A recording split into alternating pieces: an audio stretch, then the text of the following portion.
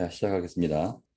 어, 이번 강의의 주제는 말씀드린 파이스팍을 이용한 데이터 분석으로 되어 있는데 여러분들 여기 제목만 보셔도 크게 두 개의 주제가 결합되어 있는 걸 아마 아실 수 있을 겁니다. 뭐 자세한 말씀 이제 뒤에 드리겠지만 빅데이터 처리하면 사실은 이제 데이터 엔지니어링, 데이터 공학 뭐 이런 문제이거든요. 하고 또 머신러닝이라고 하면 주로 이제 데이터 분석, 데이터 과학 뭐 이런 얘기가 되죠. 크게 봐서는 뭐 전부 데이터 분석이나 빅데이터로 하나로 볼 수 있겠지만 사실 내부적으로 보면 하는 일들이 상당히 다르거든요. 그런 면에서 이번 특강의 주제는 크게 두 개의 주제가 하나로 결합되어 있다 이렇게 볼 수가 있겠습니다. 이제 그런 만큼 상당히 부담도 있고요. 강의라는 저도 부담이지만 여러분들 강의를 듣는 입장에서도 적지 않은 부담이 되시리라고 생각이 됩니다. 특히 이 스팍 또 파이스팍 이렇게 못 박혀 있기 때문에 이제 그 내용들을 우리가 중점적으로 다룰 수밖에 없는데 사실 이제 그 내용들 스팍이나 파이스팍을 다루려다 보면 그 기반이 되는 것들이요 기초가 상당히 중요합니다. 예컨대 리눅스에서 주로 작업을 하게 될 것이고요. 또 데이터베이스의 얘기 이런 얘기들도 상당히 많이 나올 겁니다. 또 분석자의 입장에서 보면 데이터 분석의 여러 가지 기법이나 알고리즘 뭐 이런 얘기들도 나올 것이거든요. 이제 그런 면에서 뭐 상당히 좀 뭐랄까요? 뭐 쉽지 않은 뭐 그런 특강이 될 염려가 있습니다. 하지만 다른 한편에서 생각을 해보면 어쩌면 잘만 하면 뭐 두 마리 토끼를 잡을 수 있는 기회다 뭐 이런 생각도 듭니다. 결국 이제 우리가 어떻게 하느냐에 달려 있는데 여러분들 끝까지 주의를 기울여서 잘 따라와 주시기를 바랍니다. 이번 과정은 20시간으로 되어 있고요. 20시간은 사실은 뭐 길다면 길지만 말씀드린 그런 주제를 생각하면 또 상대적으로 굉장히 짧은 시간이에요. 제가 다른 기회에 강의를 하게 되면 근데 데이터 엔지니어링만 기본이 한 40시간 또 데이터 분석만 한 40시간 뭐 일이 되는데 그거를 생각하면 지금 상당히 이제 집중적으로 농축성 있게 진행을 해야 될 것 같습니다. 그만큼 여러분들 좀 주의를 기울여 주시기를 바라고요. 저도 최대한 노력을 하겠습니다. 또 진행 관련해서 몇 가지만 말씀을 드리겠습니다. 우선 선행 준비 사항인데요. 여러분들 무엇보다 제일 중요한 건 여러분들의 이제 마음의 준비와 끈기 뭐 이런 것이겠습니다. 왜냐하면 진행해 보시면 아마 느끼시겠지만 새로운 용어들 뭐 이걸 업으로 삼고 있는 저희들 같은 경우는 이제 일상적인 얘기가 되겠습니다만 여러분들 아마 상당히 많은 새로운 용어들이 좀 당황스러울 수가 있을 거예요. 또 굉장히 많은 제품들이 나올 겁니다. 스팍 또는 파이스팍이라고 하지만 거기에 줄 잡아서 한 2, 30가지 제품은 집중적으로 우리가 같이 봐야 될 것이거든요. 그런 면에서 이제 처음에 시작은 쉽지만 끝까지 따라오는 것들 이런 것들은 여러분들이 이제 끈기가 좀 필요하다고 생각이 됩니다. 또 한편에 봐서는 실습과 관련해서는 사실은 스팍이나 파이스팍을 다루는 데 있어서 그 환경을 여러 가지로 우리가 이용할 수가 있어요. 여러 가지 대안이 있는데 일단은 뒤에 이제 자세한 말씀 더 나누겠습니다만 우리 각각의 PC 여러분들 PC에 리눅스를 설치해서 여러분들 리눅스의 전용 머신이면 뭐 그 나름대로 좋고요. 그렇지 않다면 VMware나 버추얼박스에 리눅스를 설치하는 정도. 일단 리눅스도 뭐 CentOS나 뭐 Red Hat Enterprise Linux 이런 것들도 많이 있습니다만 여러분들 일반적으로 많이 사용하는 우분투를 지금 잡았고요. 우분투 버전은 상관없습니다. 18.04이든지 20.04이든지 22이든지 상관없고요. 우분투 위에서 지금 작업을 하려고 해요. 그래서 일단 여러분들 그런 가상 머신으로서의 리눅스를 설치를 미리 해주십사 하는 것들을 부탁을 드리겠습니다. 일단 그 정도를 하고 나면 그다음에 저희들 진행은 직접 이제 스팍도 설치하고 또 우리가 주로 이용하는 것은 이제 환경으로 가장 편리하다고 얘기하고 있는 아나콘다를 이용하려고 하거든요. 그래서 아나콘다를 설치하고 리눅스 위에 아나콘다 설치하고 자바 환경, 그다음에 스팍 설치, 파이스팍 설치 이런 것들은 우리가 직접 직접 같이 한번 진행을 하겠습니다. 이렇게 보면 여러분들 아마 그 다루어야 될 주제 이런 것들이 배포된 걸로 알고 있는데 그 배포된 계획에도 불구하고 아마 다루는 범위는 상당 부분 좀 축소되지 않을까 하는 생각이 듭니다. 이거는 뭐 가급적 많은 내용들을 다루겠지만 제 경험상으로도 자칫하면 여러분들 그 소화시키기 힘들 정도의 너무 광범위한 내용이 될 수가 있기 때문에요. 뭐 그런 요인들도 있습니다. 어쨌든 지금 생각에는 20시간 중에 처음 10시간, 앞에 10시간은 주로 이제 기초 사항에 대한 얘기가 되리라고 생각이 됩니다. 뭐 이것 역시 이제 뒤에서 좀 보겠습니다만 우리가 기초라고 하더라도 여기에는 빅데이터 환경이나 빅데이터 분석 그리고 스팍 뭐 이런 것들이 다 포함되기 때문에 그렇게 뭐 녹록한 내용은 아니라고 생각이 돼요. 그 다음에 후반 10시간은 이제 스팍의 이제 세부 내용을 진행할까 합니다. 세부 내용이라고 하면 이제 스팍의 좀 더 이제 세부적인 사항들 이것도 이제 아주 뭐 기본적인 사항입니다만 어쨌든 이제 그런 내용들 하고 그리고 스팍의 응용 모듈들이 여러 가지 있거든요. 이제 그런 것들을 통해서 실제로 어떻게 활용될 수 있는지를 우리가 살펴보는 뭐 이런 정도로 진행을 할까 합니다. 마지막으로는 시간 운영은 지금 20시간인데 각각 50분 진행하고 10분 쉬는 것 이런 것들을 일단 원칙적으로 아마 그렇게 진행을 할까 생각을 해요. 왜냐하면 이게 내용이 굉장히 방대하기 때문에 그냥 진행하다 보면 그냥 뭐 끝없이 흘러갈 수가 있을 것 같거든요. 여러분들도 힘들고 뭐 저 역시 마찬가지이기 때문에 가급적 뭐 그렇게 기계적으로 될 수 있을지 모르겠습니다만 50분 진행하고 10분 쉬는 식으로 진행을 하면서 앞에 말씀드린 그렇게 진행을 할까 생각을 합니다.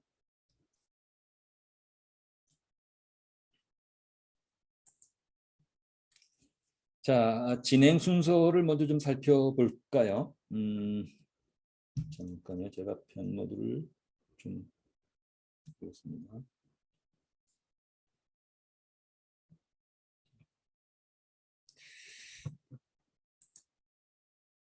조인트 옵션을 좀 바꿔놓을게요. 영상 모드로 바꿀까요? 네. 자, 여기 진행 순서가 나와 있는데 말씀드린 바가 우리가 이제 어쩌면 다소 좀 긴 여정이기 때문에 먼저 전체 진행 계획을 한번 좀 살펴보는 것도 의미가 있다고 생각이 돼요. 혹시 중간에 여러분들 좀 어려움이 있더라도 전체적인 우리 계획 중에 어느 정도 진행하고 있는지를 좀 보시면서 좌표를 잡으면서 그러면서 다시 또 복귀하고 뭐 이런 기회가 됐으면 좋겠습니다. 자, 먼저 제가 이제 기초와 응용 뭐 이렇게 크게 나눈다고 말씀을 드렸는데 대략 이제 계획이 그렇습니다. 자, 기초 부분에서 오늘 이제 이 첫 시간은 주로 이제 배경 얘기를 하게 되겠습니다. 빅데이터라는 것인데 빅데이터라는 것이 이제 갑자기 나온 것이 아니고 그 이전부터 빅데이터라는 말이 있기 전부터 사실 여러 가지 데이터 분석의 여러 가지 작업들이 진행되고 있었거든요. 주로는 뭐 엑셀 데이터베이스 이런 것들입니다만 특히 이제 데이터베이스 얘기가 중요합니다. 이 데이터베이스가 데이터베이스 단독형이라기보단 분석자 관점에서는 데이터베이스를 이용하는 비즈니스 인텔리전스 뭐 이런 것들이 하나의 큰 영역을 차지하고 있었어요. 이제 그 말씀을 좀 드리고요. 그러다가 여러 가지 한계 때문에 빅데이터 기술이 등장하게 됐다 하는 얘기입니다. 그리고 결국 이런 빅데이터 기술이라는 것, 새롭게 등장한 이런 기술들은 그냥 존재하는 것이 아니고 결국은 분석을 위한 것이기 때문에 그런 빅데이터 환경에서의 데이터 분석이 어떤 의미가 있는지 하는 것들을 좀 살펴보겠습니다. 자, 그리고 나서 구체적으로 빅데이터 기술이라고 얘기할 때 일반적으로 우리가 얘기하는 것은 빅데이터 프레임워크를 얘기합니다. 빅데이터 프레임워크라는 것은 단독형보다는 수십 대 수백 대의 서버 머신들을 놓고 클러스터로 구축한 다음에 거기에 소프트웨어 프레임워크들을 얹어서 마치 하나의 것들처럼 이용할 수 있도록 하는 그런 것이거든요. 그리고 거기에 대해 제일 대표적인 것은 이제 하둡이라는 솔루션이 있습니다. 그리고 하둡과 관련된 여러 가지 프로젝트들 이런 것들은 이제 하둡과 하둡 에코시스템이라고 부르는데 그 말씀을 좀 나누고요. 그 다음에 초기라고 하면 지금부터 약 10년 전부터 약 한 5, 6년 사이 그러니까 2010년대를 통틀어서 주로 빅데이터 프레임워크라고 하면 주로 하둡과 하둡 에코시스템이었거든요. 그런데 이제 후반에 오면서 거기서 한 걸음 더 나아가서 빅데이터 아키텍처가 확장되게 됩니다. 확장되는 것의 한 형태가 이제 스팍이라는 솔루션이 나온 것이고요. 그래서 어떤 식으로 하둡으로부터 확장된 아키텍처가 등장하게 되는가를 살펴보겠습니다. 자, 그다음에 데이터 분석 쪽으로 오면 이제 앞에 빅데이터 프레임워크가 주로 데이터 엔지니어링에 관련된 것이라면 데이터 분석은 데이터 애널리틱스 또는 데이터 사이언스 뭐 이런 영역의 얘기가 되겠는데 데이터 분석은 또 어떻게 발전해 왔는지를 좀 살펴보고요. 그리고 이제 데이터 분석을 하기 위해 여러 가지 분석 도구가 있는데 상용 도구도 있고 오픈 소스도 있고 하죠. 그 오픈 소스 중에 또 여러 가지가 있습니다. R도 있고 줄리아도 있고 파이썬도 있고 그중에 이제 파이썬은 또 어떤 의미를 갖고 있으며 분석을 위한 파이썬의 여러 가지 도구들은 어떤 것들이 있는지를 한번 살펴보는 시간을 가지려고 하는데요.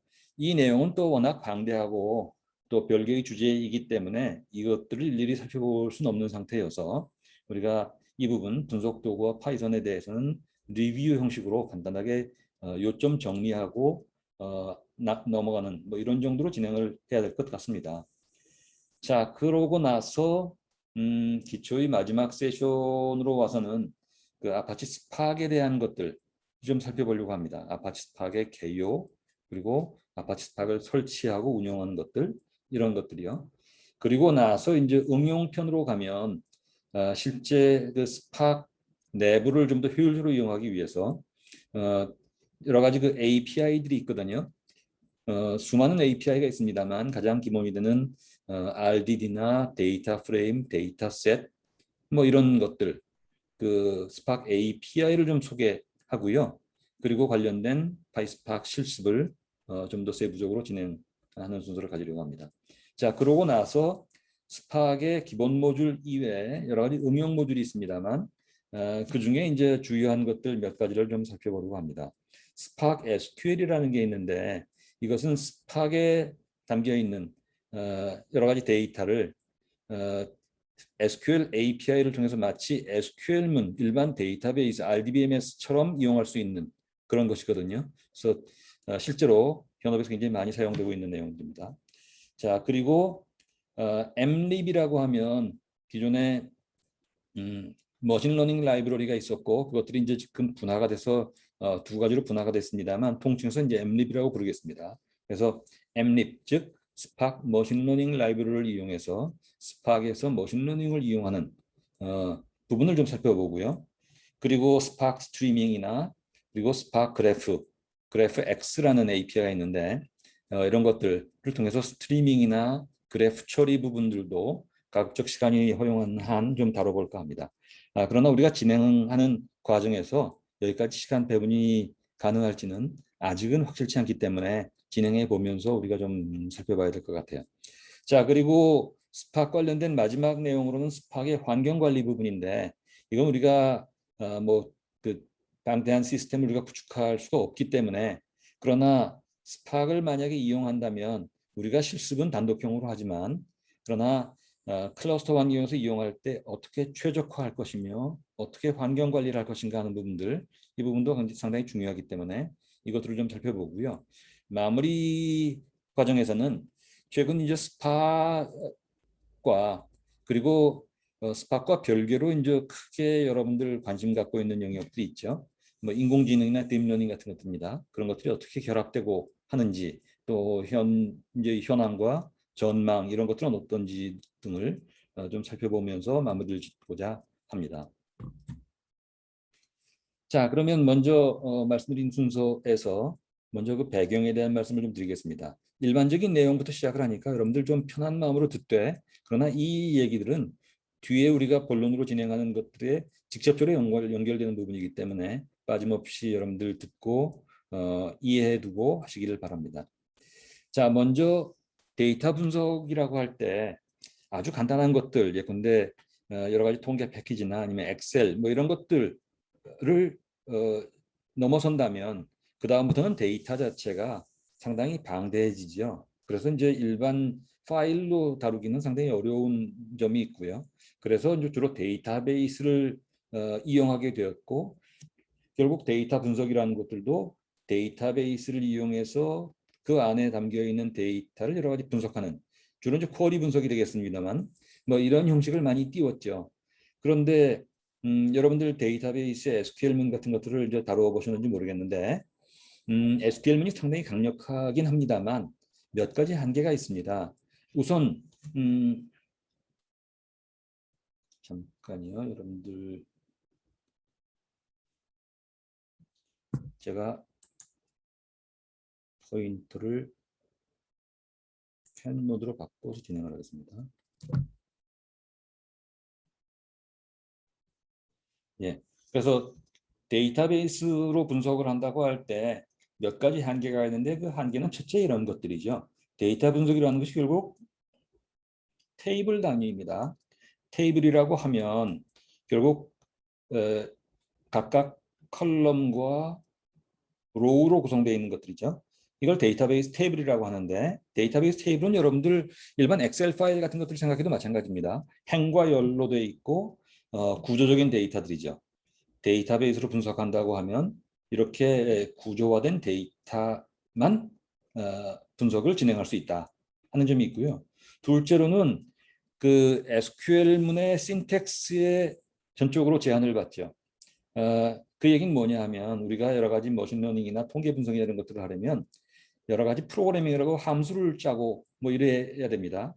하지만 그런 것들을 데이터베이스를 이용할 때는 데이터베이스에서는 물론 이제 함수를 이용할 수 있습니다. UDF 같은 뭐 유저 디파인드 펑션 같은 것들, 서브루틴이나 트리거 같은 것들, 이런 것들을 이용할 수 있긴 합니다만, 그러나 로직이 정교해지면 데이터베이스 SQL문으로 처리하는 데 상당히 한계가 있습니다. 자, 또한 데이터베이스의 한계는 용량의 한계 같은 것들이 있죠. 아무리 이 데이터베이스가 성능이 좋아졌다고 해도 데이터베이스 자체가 갖고 있는 성능의 한계는, 예컨대 단독형 서버 경우에 CPU를 일반적으로 우리 현장에서 보면 보통 4개, 8개 이상을 달면 이제 보통 SMP 머신이라고 합니다만, 시메트리컬 멀티프로세싱이요. 그러면 캐시 코헤런스 프로토콜 오버헤드 때문에 CPU를 더 이상 늘렸을 때 오히려 성능이 더 저하되는 그런 현상이 나옵니다. 뭐 여러 가지 복잡한 말씀을 드릴 수 있습니다만, 그래서 서버 한 대에 데이터베이스를 설치했을 때 그 데이터베이스에서는 아무리 최고급 슈퍼컴퓨터를 이용한다고 하더라도, 예컨대 하나의 데이터베이스 사이즈가 테라바이트를 넘어서면 그 데이터베이스 이용하는 상당히 제한이 있습니다. 뭐 이런 등등의 요인 때문에 여러 가지 다른 대안들을 찾기 시작했어요. 그래서 단순한 SQL 쿼리에서 한 걸음 더 나아간 것이 BI라는 게 있습니다. BI라고 하는 것은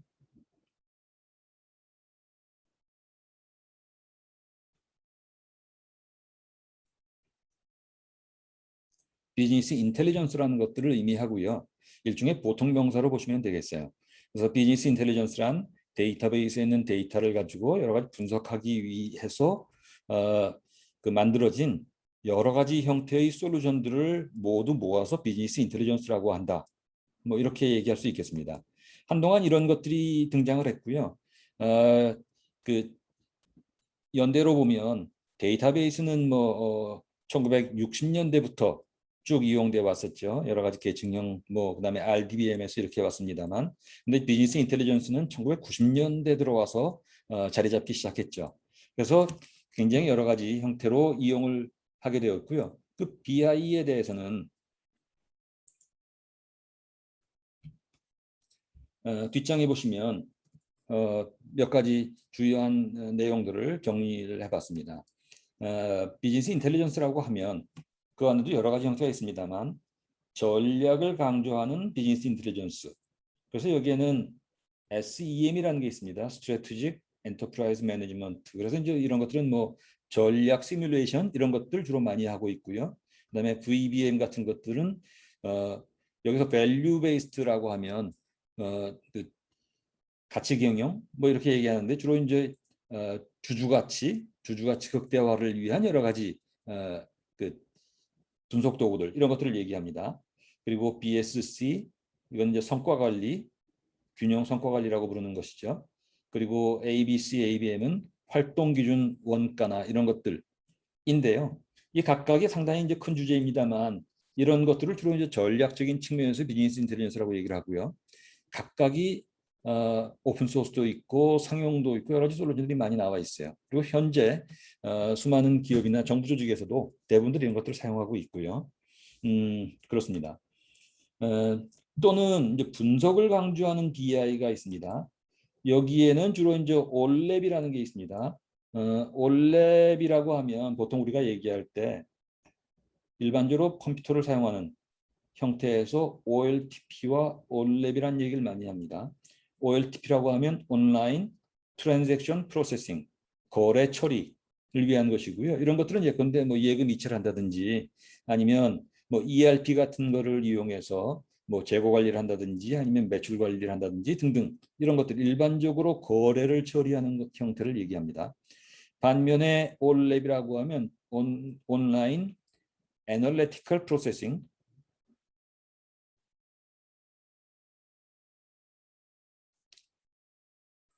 을 얘기하고요. 이것은 주로 이제 이 분석을 위한 것들을 얘기하죠.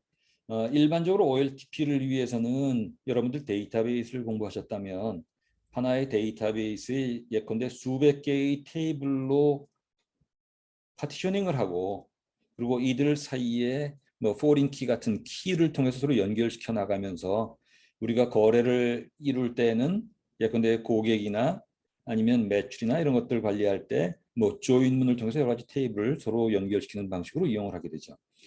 반면에 올랩 같은 경우에는 이렇게 여러 개의 테이블로 분산시켜서는 분석하는 데 굉장히 곤란을 겪거든요. 그래서 이런 것들을 하나의 큰 테이블로 모아서 대량 테이블, 대규모의 테이블로 모아서 여기에 대해서 여러 가지 분석하는 방식을 취합니다. 양쪽이 사뭇 다르죠. 그래서 OLTP와 올랩은 상당히 다른데 이렇게 수백 개로 나눠져 있는 테이블을 다시 분석을 위해서 하나로 모으고 이 과정에서 여러 가지 복잡한 것들을 하나로 통일된 형태로 만드는 이런 작업들을 보통 데이터 웨어하우스라고 얘기하거든요. 그래서 보통 분석 BI에서는 올랩과 올랩을 위한 데이터 웨어하우스를 구축하는 이런 형태로들 많이 얘기합니다. 은행에서 보면은 예컨대 이런 것들이 이제 거래를 위한 뭐 계정계, 외환계 이런 부서에서 주로 담당을 한다면 이쪽은 주로 이제 정보계 아니면 뭐 기획부 이런 데서 이제 주로 분석 작업에 이용을 하게 되죠. 그래서 분석 BI에서 이제 그런 것들이 한 큰 요소를 차지하게 되고요.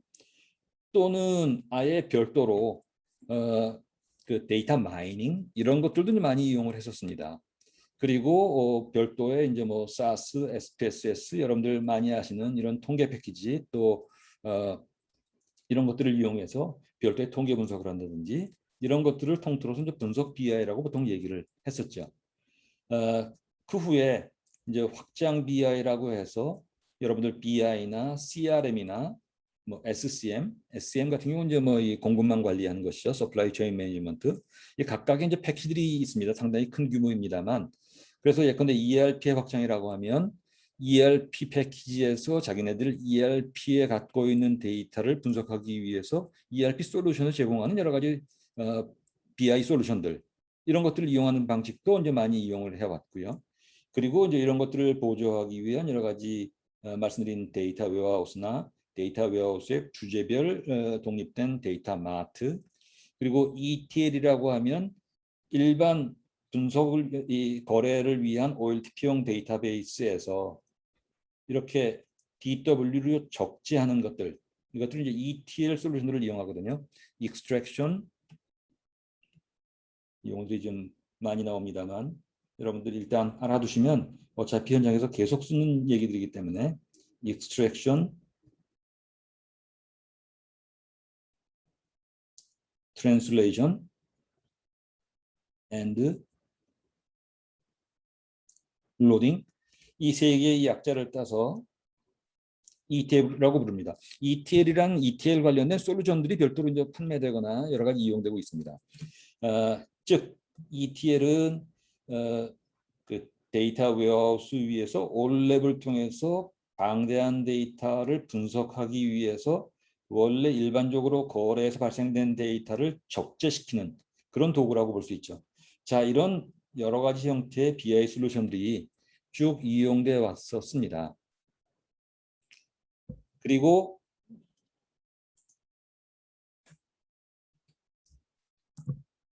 한 걸음 더 나아가서 최근 들어와서는 그렇게 이제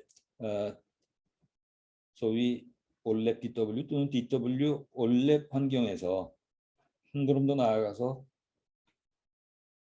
데이터 레이크라는 얘기들도 많이 나오게 되죠.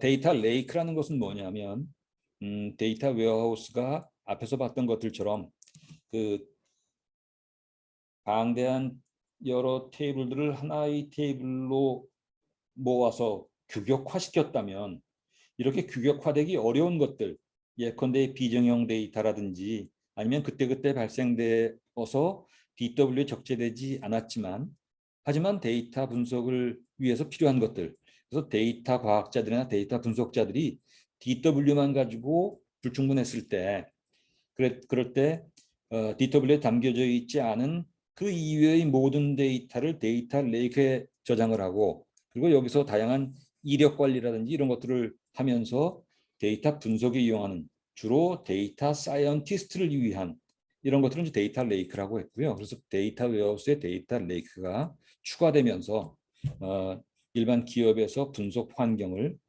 이루게 되었습니다. 데이터 레이크에 대해서는 또 굉장히 여러 가지 그 내용들이 있기 때문에요. 뭐 말이 길어질 수 있지만 여기 이 내용을 한번 참고하시고요. 뭐 또 검색을 하거나 하시면 굉장히 많은 자료가 있을 겁니다. 어쨌든 말씀드리려고 하는 것은 빅데이터가 나오기 이전부터 단독형일 경우에는 예컨대 각종 통계 데이터나 아니면 계산기, 엑셀 이런 것들이 있었지만 방대한 데이터 경우 결국 데이터베이스에 수록할 수밖에 없었고 여기에 SQL을 쓰다가 한 걸음 더 나아가서 다양한 분야에서 분석을 위한 BI라는 전문적인 도구들이 나왔고 이런 것들이 분석의 주된 흐름을 이뤘었다. 이게 언제까지냐 하면 BI가 1990년대에 나왔다고 말씀을 드렸는데 그래서 2000년대 초반까지는 이 BI가 분석의 메인스트림 주를 이루었었죠. 자, 그러다가 빅데이터 기술이 등장하게 됐습니다. 빅데이터 기술이라고 하면 사실은 그 이전에 말씀드린 BI와는 또 다른 새로운 부류의 솔루션들이 등장하게 되었는데요. 이 등장의 배경도 뭐 여러 가지로 우리가 생각해 볼 수가 있습니다. 여기 작은 글씨입니다만 우리가 보통 3V, 4V, 5V, 6V 해서 V자가 계속 늘어납니다만 우린 가장 요점이 되는 3V만 생각해 보죠. 그리고 이제 이 3V 때문에 상당히 복잡했다. 쓰이는 컴플렉시티를 얘기합니다만 복잡성. 여기서 이제 3V만 보면 여기 그림에 나와 있는 것처럼 예컨대 볼륨, velocity, variety 뭐 이렇게 볼 수 있겠어요. 이 얘기는 뭐냐면 앞에 BI를 이제 중심으로 기업에서 여러 가지 분석 작업이 이루어졌었는데 그런데 볼륨이 커지면서 일반 데이터베이스로는 담기가 힘들더라. 근데 데이터 웨어하우스로도 수록하기 힘들거나 한 그런 상황이 되었어요. 이 볼륨이라고 하는 것은 말씀드린 것처럼 사실 일률적으로 얘기할 수는 없죠. 시대마다 서버의 성능이 좋아지고 데이터베이스도 새로운 버전들이 계속 업그레이드 되기 때문에 하지만 여전히 일반적으로 봐서는 근데 테라바이트가 넘어가는 정도가 되면 사실은 데이터베이스를 운영하는 것이 현실적이지 않습니다. 이제 그런 면들이 있고요.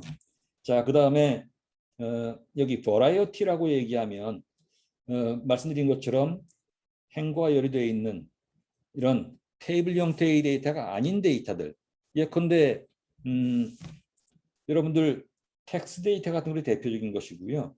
또는 이미지 데이터 같은 것들 이런 것들이 여기에 포함이 됩니다. 예컨대 텍스트 데이터라고 하면 여러분들 아시는 뭐 일반 책이나 뭐 이런 것들도 됩니다만 그 이외에도 예컨대 이메일 같은 것들이요. 또 SNS 같은 것들 이런 것들이 등장하면서 일반 데이터베이스로는 처리하기 힘들었죠. 그래서 이제 이 부분들 그런데 데이터베이스가 볼륨 기준으로 예컨대 1테라바이트를 말씀드렸습니다만 그 언스트럭처드 데이터들 이런 텍스트 데이터 같은 것들은 테라바이트는커녕 한 100메가만 되어도요. 그걸 처리하는 데서는 굉장히 이 성능 저하가 됩니다. 그래서 이런 것들을 일반 기존 전통적인 방법으로는 처리하기 힘들었기 때문에 데이터를 계속 버렸었죠. 그런 현상들은 여기 보시는 velocity도 마찬가지입니다. velocity는 이제 속도라는 의미 아닙니까? 데이터가 발생되는 속도, 즉 데이터 소스에서 데이터가 컴퓨터로 유입되는 속도가 너무 빠르기 때문에 일반 컴퓨터로는 처리하기 힘들었다는 얘기죠. 뭐 어떤 것들이 있냐고요?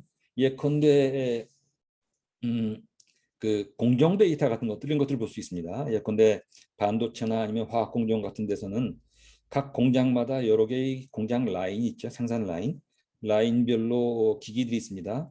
이런 데서 계속 그 로그 데이터 같은 것이 계속 발생을 하죠. 또는 IoT가 발전하면서 센서 데이터 같은 것들 이런 것들이 있죠. 이런 것들이 수백 군데 수천 군데에서 동시에 들어오면서 처리하기가 굉장히 힘들었기 때문에 기존에는 그런 것들을 다 버렸습니다. 하지만 점점 시대가 바뀌면서 이제 그런 것들을 어떻게든 처리해야겠다. 예컨대 앞에 말씀드린 공정 데이터 같으면은 그런 것들을 처리해서 프로세스 이노베이션, 그 생산성을 높이고 예컨대 수율을 높이고 이런 것들이 이제 중요해졌죠. 그래서 이제 이런 3V 현상은 이런 시대적인 변화는 기존의 전통적인 방법으로는 처리가 힘들었기 때문에 대신 우리가 이용할 수밖에 없었던 건 이제 슈퍼컴퓨터를 이용하는 방법이 하나 있었습니다. 그런데 슈퍼컴퓨터는 우선 가격이 비쌀 뿐만 아니라 가격보다 더 중요한 부분은 사실은 그 유연성이 떨어진다는 면입니다. 왜냐하면 슈퍼컴퓨터는 지금 현재도 대부분들 그 로우 레벨 프로그래밍을 주로 해야만 되거든요. 무슨 얘기냐면 예컨대 무슨 뭐 하중 관리를 한다든지 뭐 이런 경우에 C++나 아니면 C 같은 것들로 로우 프로그램을 짜고 병렬 처리를 하도록 별도로 고안을 해야 되기 때문에 상당히 유연하지가 못했었죠. 실제로 예컨대 금융기관을 보면요. 금융기관에서 예컨대 새로운 금융상품을 만든다. 그러면 슈퍼컴퓨터를 이용할 경우에는 보통 신상품을 만들어내는데 한 6개월씩 걸리는 게 다반사였었어요. 그게 1990년대, 2000년대 초반만 해도 그랬습니다. 왜냐하면 상품 계획을 세우고 데이터를 모으고 프로그램을 짜고 돌리고 다시 업그레이드하고 또 변경시키고 이런 작업들을 하다 보면 그런 현상들이 나왔죠. 자, 그래서 가격이나 아니면 유연성들 면에서 상당히 한계가 있었기 때문에 이런 3V 또는 그 이상의 요구사항을 슈퍼컴퓨터로는 부응하기 힘들었고요. 그래서 이제 나온 것이 빅데이터 기술인데 빅데이터 기술은 한마디로 얘기하면 스케일 아웃 기술 뭐 이렇게 얘기할 수가 있어요. 스케일 아웃 기술은 다른 말로 표현하면 분산 컴퓨팅이라고 얘기할 수 있는데요. 스케일업에 대응되는 겁니다. 스케일업이 슈퍼컴퓨터라면 스케일아웃은 이렇게 분산 컴퓨팅으로 나가는 것이죠. 스케일업은 하나의 컴퓨터로 처리가 안 되면 CPU를 늘리고 기종을 늘리고 업그레이드를 하고 한 대의 컴퓨터를 계속 증설하는 그런 것이라면 스케일아웃은 상대적으로 저가의 서버를 이용하다가 만약에 성능이 모자라면 서버를 추가시키는 것이죠. 만약에 이런 슈퍼컴퓨터가 10억 원이라면 이런 스케일아웃 기술, 빅데이터가 기반으로 하고 있는 분산 컴퓨팅에 의한 스케일아웃 기술을 이용한다고 하면 예컨대 500만 원짜리 서버를 20대만 써도 1억 원이면 되거든요. 거의 20분의 1 가격이 되죠. 뭐 이런 면들, 물론 이제 가격면 이외에도 유연성 이런 면에서 처음에는 예컨대 5대로 시작하다가 더 필요하면 10대 뭐 이런 식으로 늘려나가는 뭐 그런 형태. 그래서 빅데이터 기술이 나왔는데 그 빅데이터 기술은 스케일 아웃 기술이고요.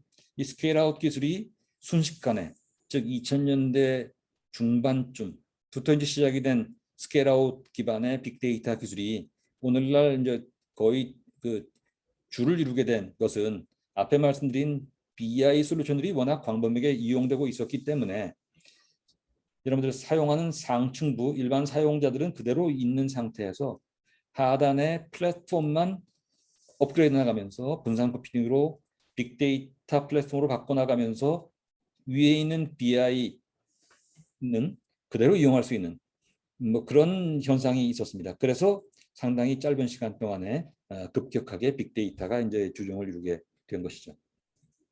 자, 그 빅데이터 기술, 즉 스케일 아웃 기술의 대표 주자는 하둡이라는 것입니다. 하둡은 뒤에 우리 잠깐 또 볼 기회가 있을 것 같습니다만 사실은 원래 구글에서 만든 기술을 리버스 엔지니어링으로 말하면 본따서 만든 것이에요. 무슨 얘기냐면 구글이 2000년대, 그러니까 구글은 원래 1998년에 만들어졌습니다만 초창기부터 구글은 GFS라는 구글 파일 시스템 그리고 구글 맵 리듀스, 맵 리듀스에서는 뒤에서 좀 말씀을 우리가 나누겠습니다. 이런 것들을 이용해서 90년대 말 창업했을 때부터 계속 이용해 왔었어요. 그런데 이 관련된 사항들을 논문으로 발표했는데 이것들을 보고 여기 사진에 나와 있습니다만 더그 커팅이라는 사람이 리버스 엔지니어링으로 구현을 했고요. 그 후에 그것들을 오픈소스로 아파치 프로젝트에 등재를 하면서 그러면서 일반에 알려졌고 그래서 현재로 봐서는 빅데이터 플랫폼 기술은 특히 이제 하둡의 그 맵리듀스 기술에 의한 이런 빅데이터 플랫폼은 크게 두 가지로 볼 수 있는데 하나는 구글의 오리지널 기술과 다른 하나는 오픈소스로서의 하둡 기술 이렇게 볼 수 있고요. 당연히 구글은 이제 구글 자체의 것들 이건 소스가 공개되어 있지 않은 겁니다. 이렇게 이용합니다만 구글 이외의 나머지 모든 회사들은 전부 하둡 기반의 빅데이터로 시작을 했죠. 하둡은 한마디로 얘기하면 대용량의 분산 처리 프레임워크이고요. 하둡점 아파점 ORJ 가면 바이너리나 소스가 있기 때문에 여러분들 리눅스만 준비가 돼 있으면 한 1, 20분이면 바로 설치해서 이용할 수 있는 뭐 그런 것입니다. 이 하둡 기반의 빅데이터, 즉 여기서 얘기하는 분산 프레임워크는 여러 가지 특징이 있고 우리가 계속 그런 것들을 볼 겁니다. 왜냐하면 이런 것들을 딛고 여기에 한 걸음 더 나아간 것이 이제 스팍이기 때문에 그 스팍의 기본이 되는 이런 하둡과 이런 분산 컴퓨팅을 우리가 좀 이해할 필요가 있기 때문에 계속 말씀을 드리는 것이거든요. 그 하둡의 특징은 뭐 여러 가지로 볼 수 있지만 여기 우선 크게 두 가지만 그 얘기를 하고 있어요. 그것이 하나는 펑션 투 데이터 모델이라는 겁니다. 펑션 투 데이터 모델이라는 것은 여러분들 서버가 있으면 데이터 소스가 있죠. 그리고 일반적으로는 데이터를 서버에 적재를 해서 이용을 합니다. 이때 서버를 펑션이라고 표현을 했고요. 그래서 데이터 투 펑션 하면 데이터를 우리가 분석 대상이 되는 데이터를 서버로 읽어드린다. 이게 전통적인 방법이죠. 그런데 그것 대신에 서버 투 펑션 투 데이터라고 하면 데이터가 유입되는 소스에 그대로 두고 그리고 서버에 있는 프로그램을 각각의 데이터가 있는 쪽, 즉 데이터를 간직하고 있는 데이터가 나뉘어서 간직되고 있는 여러 개의 서버에 어플리케이션 프로그램, 빅데이터 프로그램을 이 데이터가 있는 쪽으로 보내준다. 이게 펑션 투 데이터입니다. 물론 여기서 지금 데이터를 얘기하는 것은 데이터를 가지고 새로운 그림을 한번 그려볼까요? 네트워크라고 보고요. 서버가 수백 대 있습니다. 물론 이것은 데이터 센터에 있겠죠. 그리고 여기에 여러 소스를 통해서 데이터가 적재될 겁니다. 그러면 적재되는 것이 여러 복제분이 적재될 것이고요. 그 내용들은 뒤에서 말씀드리겠습니다만 그리고 별도의 일반 개발자 환경이요. 이건 주로 이제 PC가 되겠죠. 여기서 예컨대 자바든 스칼라든 스팍의 프로그램이든 파이썬이든 프로그램을 짜서 프로그램을 데이터를 간직하고 있는 여러 서버에 예컨대 100대면 100대의 서버에 보내줘서 각각이 나눠서 처리하는 것들. 이거를 이제 펑션 투 데이터라고 부르는 것이거든요. 그래서 전통적으로 데이터를 서버 쪽으로 가져오는 대신에 프로그램을 짜서 프로그램을 데이터가 있는 쪽으로 보내준다. 이게 이제 하나의 관점의 전환 이렇게 볼 수가 있겠어요.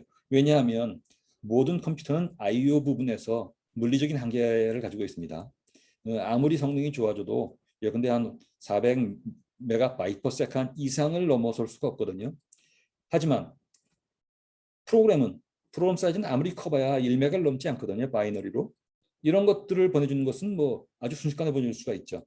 그리고 수백 대의 컴퓨터 서로 나눠서 협업을 하게 되니까 훨씬 성능이 좋아지죠. 그것들을 얘기하고요. 자, 그리고 KVP라고 하면 보통 우리가 SQL문 같은 기존의 전통적인 데이터베이스 기반의 솔루션들을 이용하게 되면 SQL문 처리를 위한 파서나 옵티마이저 같은 것들 굉장히 오버헤드가 컸었는데 빅데이터를 이용할 때는 수백 대의 컴퓨터에 뭐 수십 대, 수백 대, 수천 대 이렇게 나가겠습니다만 사이에 데이터가 계속 교환돼야 될 것이거든요. 이때 SQL문과 같은 그런 오버헤드를 갖지 않기 위해서 아주 단순화시킨 형태로 키밸류 페어는 여러분들은 아마 JSON 파일 같은 거 보면 생각하시면 되겠는데 예컨대 name equal 김철수, 어드레스 equal 서울 뭐 식으로 이렇게 키와 밸류, 큐와 밸류 이렇게 묶어나가는 것들이거든요. 이런 것들은 뭐 XML이나 JSON 뭐 다 마찬가지입니다만 뭐 이런 형태로 아주 단순화시켜서 데이터를 서로 이동시켜 나간다. 그 이외에도 여러 가지가 있습니다만 뭐 이런 것들을 특징으로 하는 하둡이 개발되었고 그리고 이것들이 오픈소스로 등재돼서 우리도 지금 이용할 수 있는 상태가 되었다는 얘기입니다. 자, 그래서 하둡을 잠깐 보면요.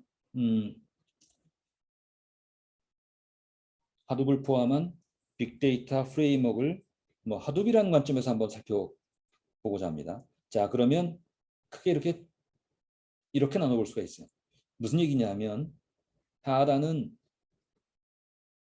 서버 환경입니다. 즉 플랫폼이고요. 그리고 여기는 분석의 환경이고. 그래서 하둡으로 보면 하둡이라는 솔루션이 있고 하둡에 데이터를 적재시키는 것들 여기 보면 스쿱 같은 것들은 SQL2 하둡이거든요. 수많은 RDB에 있는 데이터를 하둡으로 올리는 것들 또는 예컨대